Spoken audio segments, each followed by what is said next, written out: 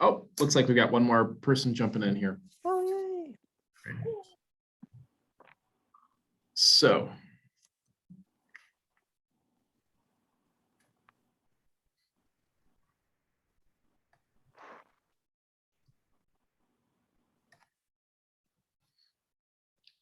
hello. Welcome. Hi. All right, we're just about to get started, so your timing is perfect. My name is Nick Helmholt. I'm with the Tompkins County Tourism Program. We're in the Department of Planning and Sustainability. This is the 2021 Community Celebrations Grant Workshop. This is an exciting moment for us. We've had this grant has been a core part of the tourism program since the tourism program started roughly 20 years ago, and it's been on pause for a little while, and this is our first round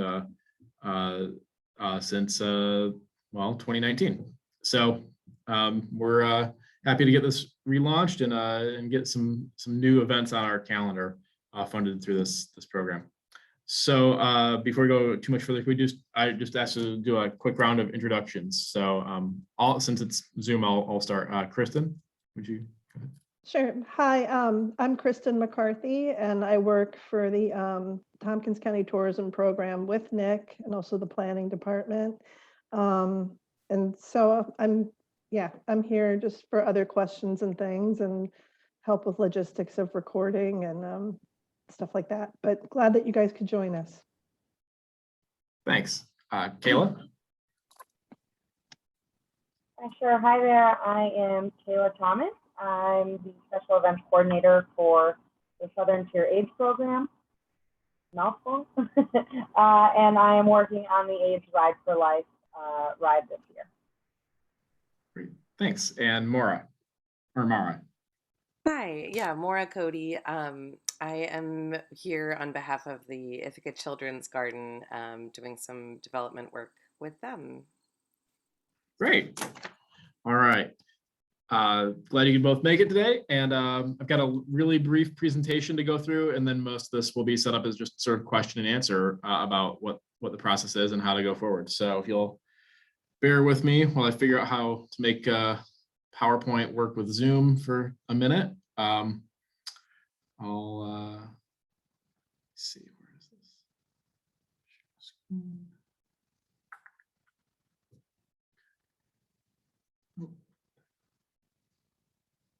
Okay.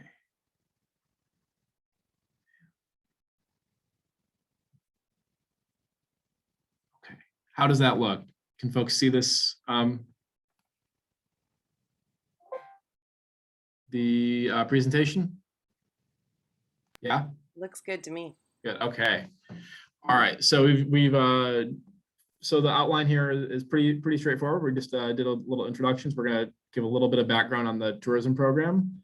In other years, sometimes we'd have 2 or 3 different types of grants we'd announce. And this year, it's pretty simple. We just have one grant, which is the Community Celebrations Grant. I have some information here about the platform that we use to collect applications on the web called Common Grant Application. And then the remainder of the meeting we'll just have as a question and answer. So, all right. So we've already gone through names. Is this your first time applying for the tourism program? And do you have is there a single question that we can help answer today? Those are my sort of 2 little icebreaker questions. So if anybody wants to volunteer to go first. Well, I can go. I am new to the Children's Garden, and so I personally have not applied for a grant from the tourism program, but as an organization, we have in the past. And so I am excited to learn some things just as a newer facilitator of this work, about anything that I should keep my eyes out for or know as we approach the proposal. So I guess that's not one thing I want to answer, but just I guess general guidance around, and I suppose I'm interested to know your thoughts about events in a virtual time. Probably not shocking to have that question, but just how you might approach that sort of question. Sure thing. Good question. Yeah, and I'm kind of in the same boat, so I am new here as well, but I don't believe staff has ever applied for a grant from the tourism program. I don't think that the AIDS Ride for Life has either. And I sort of alluded to one of my big questions to start off with, which was if we would even be eligible, since we are a charity type fundraiser. And yeah, just really looking forward to finding out some more information. Great. Okay. All right.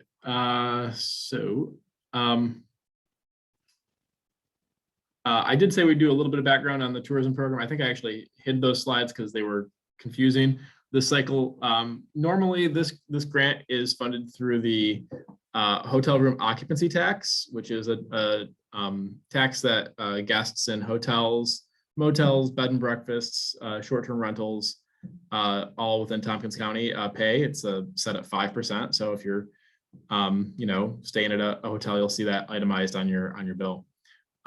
We through the tourism program allocate those funds to a variety of different programs here, and the intent is to really enhance the quality of life and appeal of our community as a destination for visitors.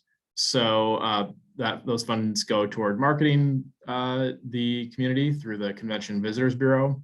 They go to organizations that support the overall tourism sort of ecosystem, or that, for instance, we work with Downtown Ithaca Alliance and their festivals program, which helps event organizers, regardless of whether they get funding through our program or not, throughout the county. And so even though they're with Downtown Ithaca, they work countywide on that. And we also work closely with Community Arts Partnership and promoting various artistic and cultural experiences. So it's a whole, the tourism program supports a whole wide variety of initiatives that strive to really make our community a better place to live and to visit. So with that all said, this round is a little unique. This cycle of funding is actually funding allocated by the county legislature mid-year, around early July. And so we're working, kind of trying to make sure that we get this program all successfully deployed here this year. And it was a bit of a surprise when it came in, and it was a happy surprise though. So with that, we'll kind of go through our tourism grant opportunities we have right now. And right now there's only one program that's open. It's the Community Celebrations Grant. The purpose of this grant program is to support events in the community that convey our unique culture and history. And we've, we define a celebration as, any event or program or series of events that, might be considered an observance or a commemoration or a celebration. Any, red letter day is sort of the term that kind of sticks with me sometimes with this. It's an important day on your calendar. You put a big star by it or when you're thinking about it.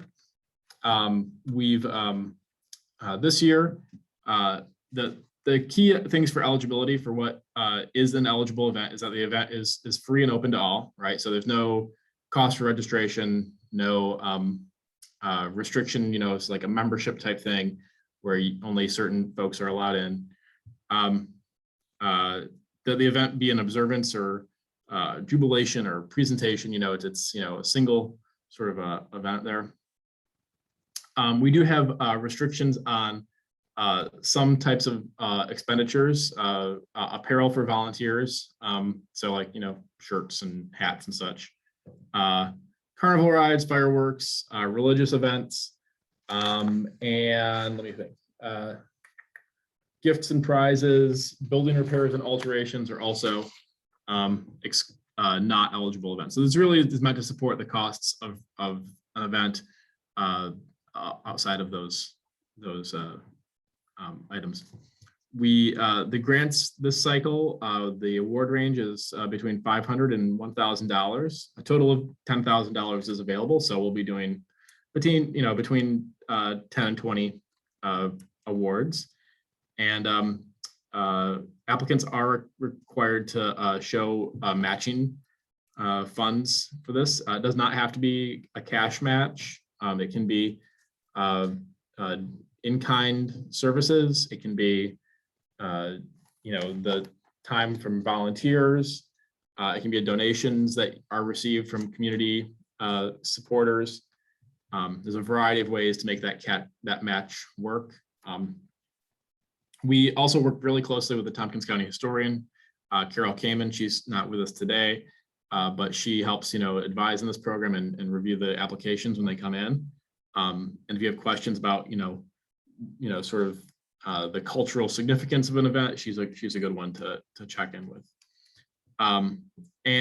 This cycle, our application deadline is September 10th, which I believe is a Friday. I don't have my calendar right in front of me, but yeah, that's in unusual circumstances, we will make allow for an extension, but we really try to discourage that. Really try to get everybody to get their applications in on time. So, all right. Yeah, September 10th is a Friday. I was right. So,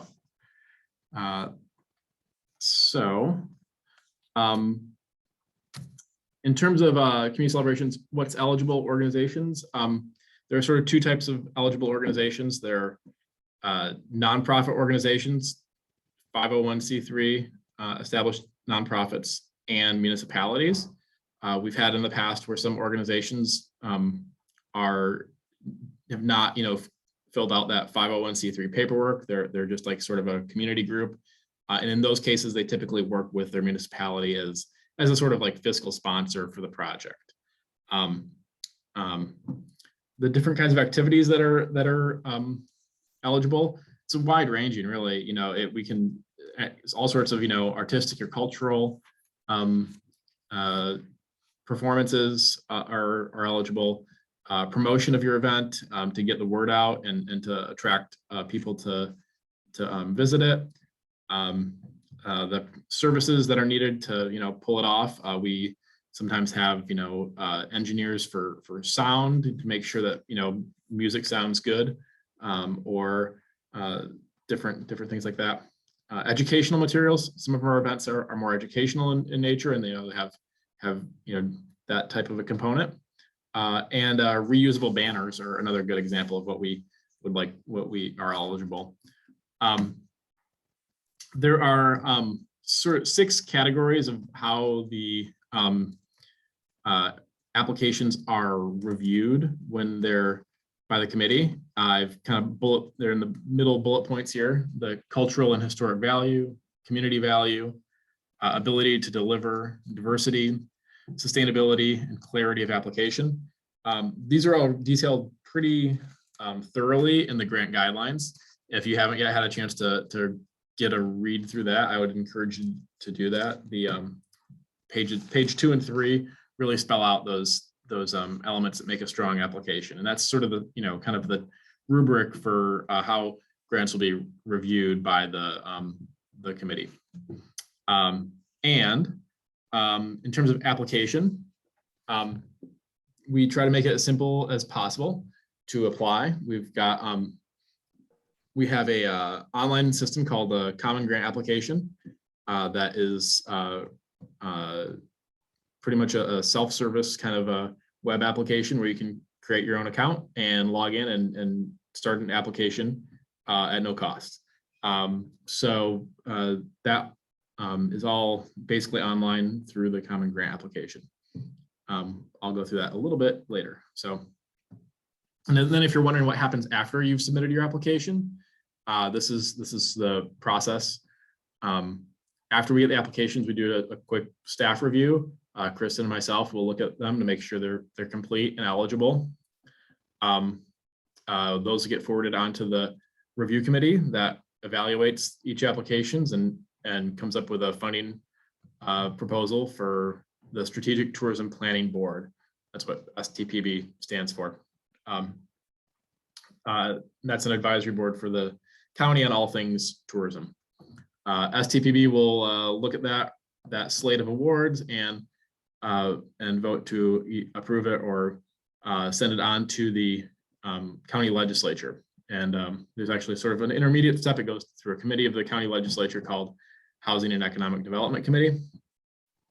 And then finally, the legislature will vote on the awards, and and following that, then Kristen and myself will work to make sure that all the awarded applicants get contracts.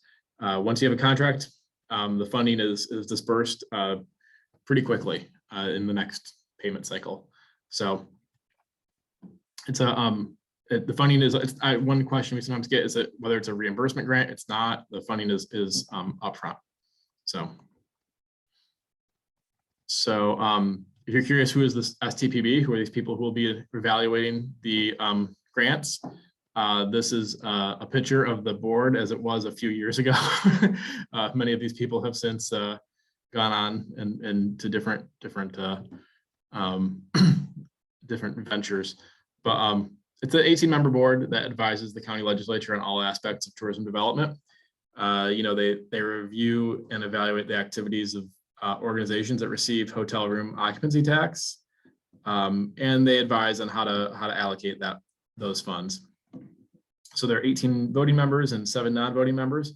And actually, coincidentally, we have some vacancies coming up this fall. So if you or anybody you know who lives in Tompkins County is interested in potentially serving on this board, please contact Kristen or myself, and we'll help you find out how to go forward with that. So in terms of the timing of this, we also have gotten some questions about this. Our application deadline is September 10th. Between then and October 20th, the review committee will be evaluating grants and coming up with their slate of awards. October 20th, the STPB meets, and then that will go to the county legislature in early November, November 4th. So the earliest that funding would be available for any project would be in the second week of November. So I would just say, any one question we sometimes have had is, how early can an event be for it to be eligible for funding? And it really should be at the very earliest mid-November, and more likely December, I think, just to be on the safe side of when things will happen. If you have questions about the specific timing of that, let me know, and we can talk through it in a little more detail. But we can't do retroactive payments. So if you have an event that happens in October, that's you're trying to get funding for this year, it's not going to be eligible just because of the timing of the cycle this year. But I will say in previous community celebration cycles, we would spell out kind of a window over which we want to see events happen, or events to be applied for. Because there's been a long pause, and when we've done this, we didn't put that type of a window in place for this cycle. So if you have an event that's happening next summer or even almost a year from now, I think it's okay to apply. Really at this point, we're sort of filling the calendar up of things that have been, fallen off due to COVID and due to other, just restrictions and people not being ready to have those types of events. So there's no outer limit on how far out we could go. I would say beyond 12 months, that could be a little bit, if you're thinking about something that's more than 12 months away, I'd say let's talk about it offline before we go there, because we do expect we'll have more community celebrations funding to be announced later in early 2022. So that's the timing. And then I have sometimes, sometimes we get questions. These are just some examples of questions that we've gotten in the past. Can you apply for this funding twice? Absolutely. If you have 2 different events that are happening, you can put in 2 applications. There's no restriction on that. In fact, yeah, I would, if you have more than 2, I'd say maybe contact me or Kristen about that. That might be, we might want to talk about how what your best options are for moving forward. What counts toward matching funds? For community celebrations, it's a pretty broad classification for what counts. You can use cash, you can use donated goods or services, or volunteer time, and that's all spelled out in the grant guidelines. The question about whether this fundraisers or charitable causes are eligible has come up, and it's sort of a gray area in our grant guidelines. We don't say that they are, and we don't say that they aren't. So I will say for some of our other previous grants, we have had it as an excluded category, but in just a review of the community celebrations, I don't believe it has been spelled out as an excluded category. So it's certainly something that I think is eligible. It may be, the committee may have some different views on it, and that's one of the things we want to talk through about, sort of the where the scoring may land in that. We want to purchase a portable rock climbing wall for our event. Can you use this grant? I would encourage you not to. Purchases of large pieces of equipment like that are generally not supported. If there's an option to rent it or to borrow it in some way, that's typically what we would rather see. If you have other funds to purchase that, of course, by all means, go ahead. But this grant would not be I would not encourage that. Similarly, for building new, any permanent buildings, this is not the type of grant that will support that. I expect we'll offer the tourism capital grant later in 2022. And if you do have a project like that that's coming up, feel free to reach out to Kristen or myself, and we can let you know how to we can give you some more information about that grant opportunity. If you wanted to host a meeting of a national association or any type of association, this would also not be the type of grant for that type of a project, as it's restricted to the membership of that association or that group. And for community celebrations, it's really important that these are open to the public and not just for a segment of population. And if you want to use this grant to support staff and rent, this is also not the grant for you. This is a project or event-based grant, really looking to support those costs associated with your event, not sort of the overhead of your overall organization. So, and then some other questions we get frequently. If you need help with marketing, who would you talk to? We would point you to, first to the Convention Visitors Bureau for Ithaca and Tompkins County, also known as Visit Ithaca. We work very closely with them in the tourism program, and we would be happy to make that connection to help you, get some assistance with getting your event promoted. And in terms of planning the event, we work very closely with the Tompkins Festivals program out of Downtown Ithaca Alliance. Scott Rugo there runs that program. They have an equipment rental library, and they also do one-on-one consulting with event organizers to help walk through the specifics of any event that they're thinking through. And should you apply now if your event is in June? Yes, absolutely, is the answer. Sometimes in different cycles, that answer has been different, but this time around, I'd say any event you're thinking of in the next 12 months would be absolutely considered. So, oh, these filled in, huh? Okay, forgot about that little feature. So all of the, I'm going to pause here because this is sort of a break in the content. And now that we're doing this online, I don't need to do this through PowerPoint. So I'm just gonna kind of pause here and open it up to see if there are questions about the grant or anything I've talked about so far.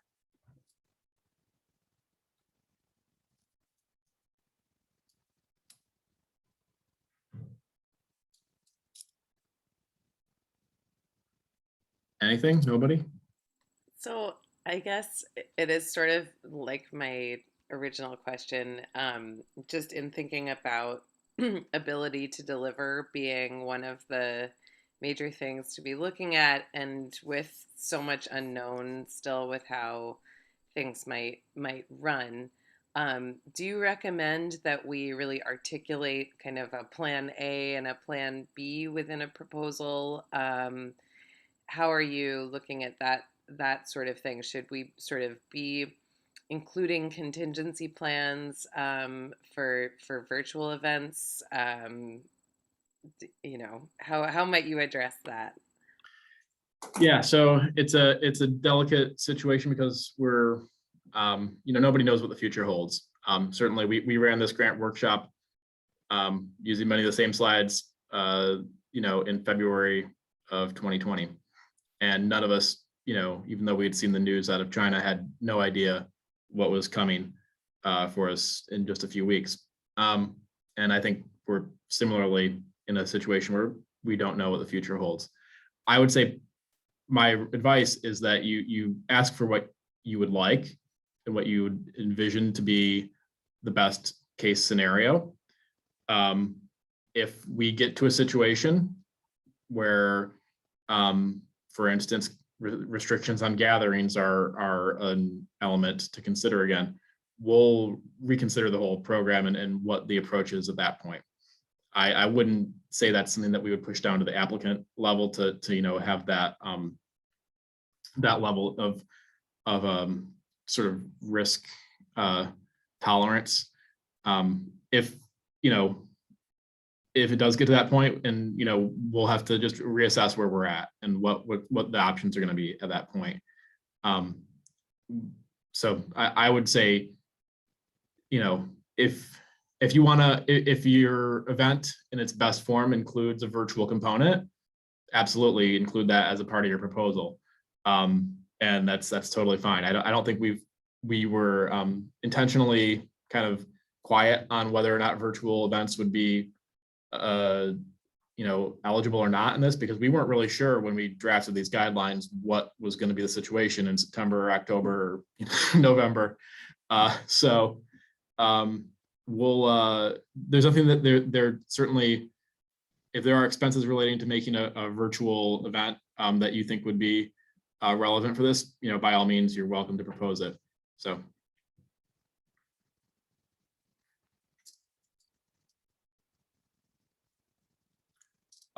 Other questions?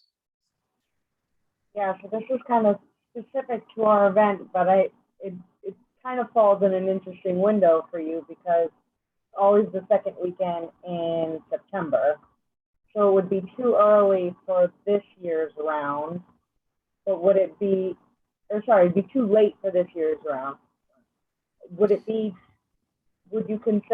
Should I consider filling out the application for this round for next year's event, or should I wait until 2022 to see what other opportunities there are? I would say, considering what I know about the applicant pool this time around, just put in an application now if you have the ability and time to do so. If the I'd rather get this, get it sooner out there. And if you're very confident that that's the date it's going to be, then that's fine. We may down the road if shift that guidance for future grant rounds, where we would say events in September should be applying in the cycle that happens earlier in the year, typically around January, February. Then we'll get to that point. But right now we're accepting applications, I think, through for a full year out, just because there's really nothing else that's funded on our calendar right now. So.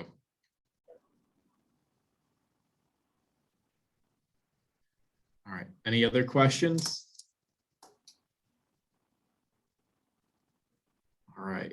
Nick, So- and just one brief yeah. one that I'm trying to make sure nobody else has any questions because it kind of deviates a little bit, but you mentioned that the capital tourism program is planned to begin again in early 2022. Is the project program also planned to be reinstated? Really?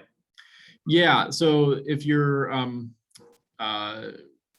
so the whole slate of grant programs that the tourism program had been doing, through 2019 will is a part of our budget for next year.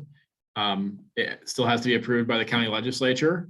That process all happens here in this fall, so we won't have a final budget until November, but we're expecting to have those other programs back online, the tourism project grants, tourism capital grants, and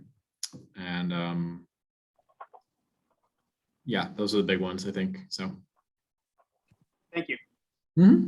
yeah, so we'll aim to have an announcement about that later this year, likely late November, early December. So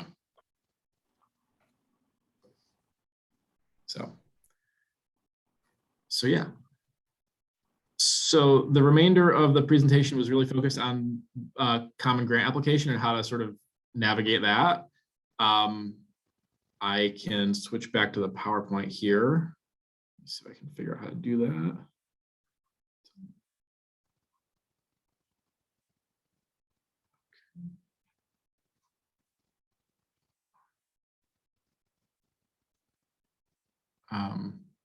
What's going on?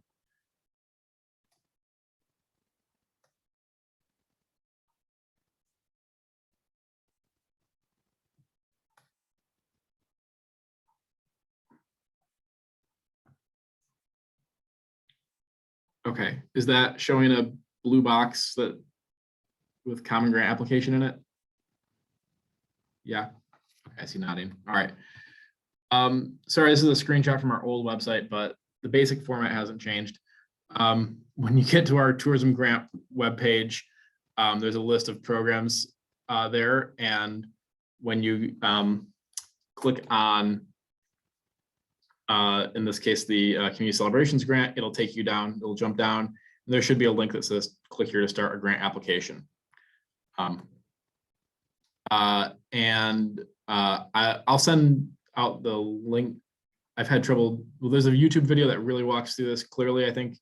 I'll share that link in the chat here following the meeting. When you get in, you'll see sort of this menu of different grants that we offer through the department. Make sure you get to the one that says Community Celebrations here on the left, and then start an application. There are, if you or your organization do not have an account, you'll just need to sign up and open an account to start in. If your organization does have an account, just go to the login page. That start an account is pretty straightforward. Just asks for your name, email, and asks you to set a password. So pretty straightforward information there. When you've hit that all, you'll get one final check to make sure you're in the right spot. Make sure it's in you see Community Celebrations here, and go to continue to application, and then you're in. This is what the application will look like. Once you get in there, you can pause or save at any point. That's an important thing to be available. You'll see until the application is complete, at least all the required fields, you'll see that the submit application button is grayed out. You can navigate to different sections of the application over here on the left. And at any point, if you want to just download a PDF of the application, blank, partially filled out, or completely filled out, you can do a PDF download, and you'll get a PDF you can save for your records, or print off, or whatever you like to do with that.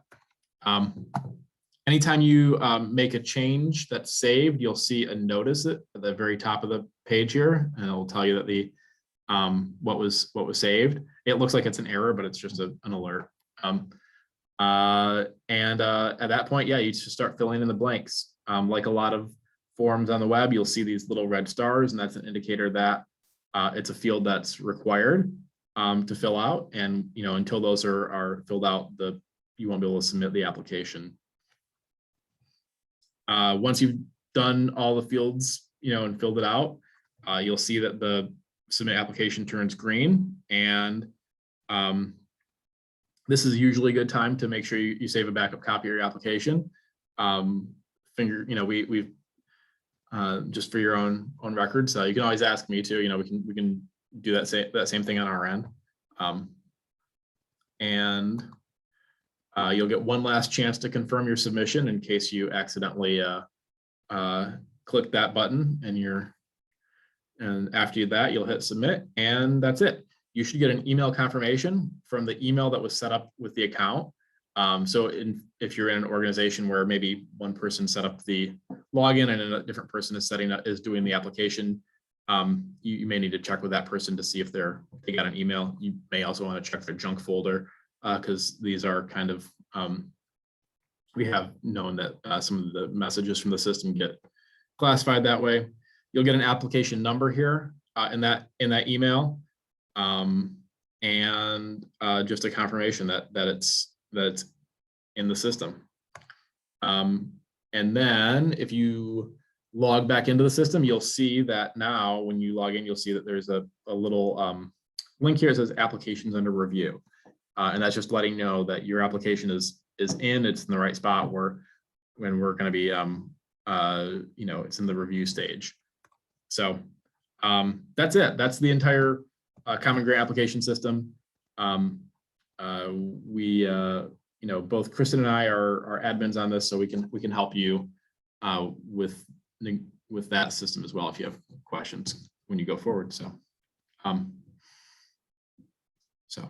that's the entirety of the presentation that I had for the workshop today. So the rest of the time here we have just open up for questions and answers and any other guidance we can help with.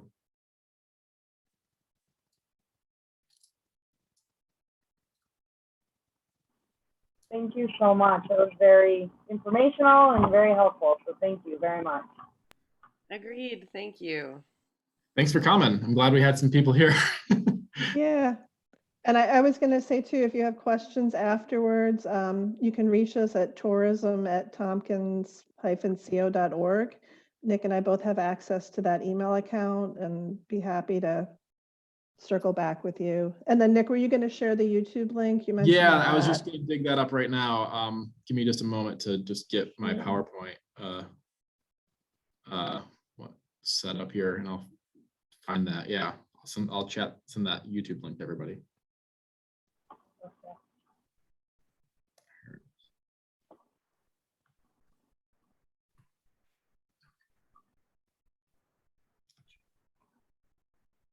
There we go. Okay. So yeah, that's.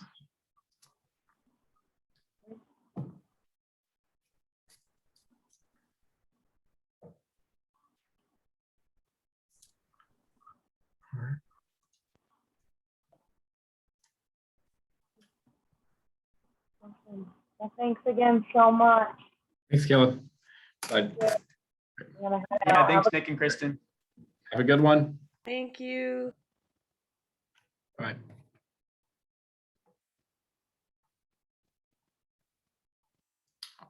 All right.